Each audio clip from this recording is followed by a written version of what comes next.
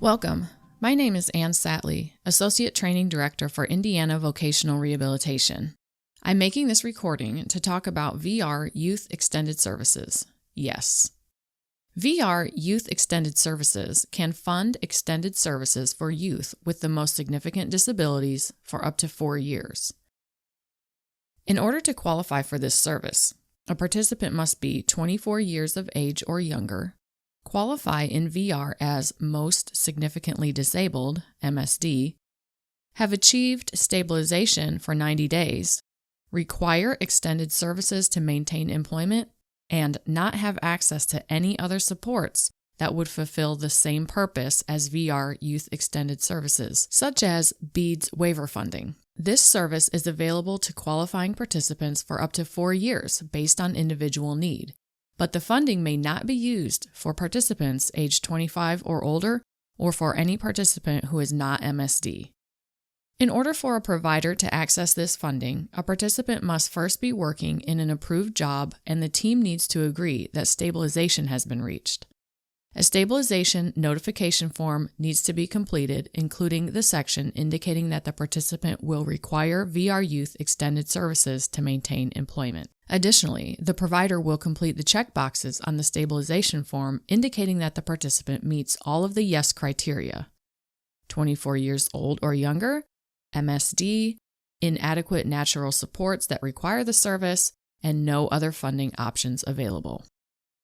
The counselor's role will be to first participate in the discussion about stabilization. The counselor will assess the need for extended services. Remember, information needs to be documented stating that there's no other funding source available, and the participant is 24 or younger and MSD. When this service is justified, an authorization can be made, ideally at the time of stabilization. A guideline is to authorize 10 hours a month for 3 months. Here is a more detailed summary of the counselor's action steps after the stabilization notification form has been completed and approved by the counselor. First, the counselor enters the stabilization date on the employment page. On that same screen, the counselor will indicate in the drop-down box that extended support will be provided by the agency. Even though Milestone 3 has not been paid yet, this action will change the participant's status to Employed X. Then the counselor will authorize for Youth Extended Services to begin 90 days after the stabilization date. If the participant is already working with a provider, the plan will not need to be amended to add this service because it uses the same procedure code as Milestones. Milestone 3 is still paid at 90 days, but the case is not closed. The case remains in status Employed X. AWARE will send an activity due to the counselor to review extended services every 6 months. At that time, counselors will review these participants to make sure they still qualify for the service. While using Youth Extended Services, the providers will continue to send monthly progress summaries, and the counselor will continue to monitor services.